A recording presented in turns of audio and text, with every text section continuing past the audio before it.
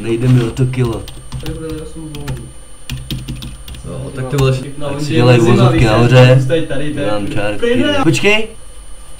vidět vysedvenou pekla, tam je měkké.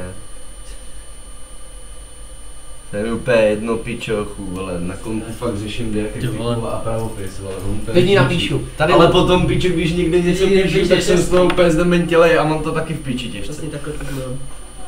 Ty piču, to mě ukazovala matka. Matce byl schopný napsat SMS kapři s tvrdým i na konci. Jo, to je hustý, ty. Noc chcání na Fiaty Multipla. Taková sračka. Půjde, nějaká typka.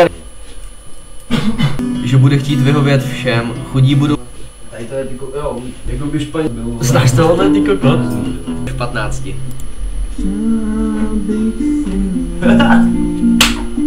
Úplně si vidím, jak 27. ráno 9:46, nedáš školu. Čilice to Ty piče, když jsou všichni báli hlavně. Také 2 rohy a taky potetovaný ksicht a ještě prostě že a takovou mrtkou zase velkou. Ty kokos glády, no prostě úplně prostě zničený člověk. On je fakt ty vole super. Jsem jak teplo, to je fakt super. Ne, prostě v pohodě vole. Ale kdyby...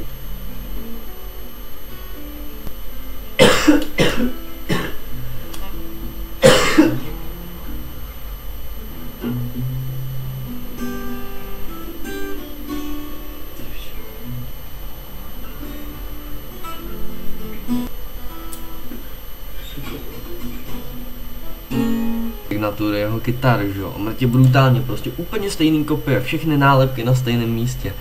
Prej, jsme tu 4 a všichni.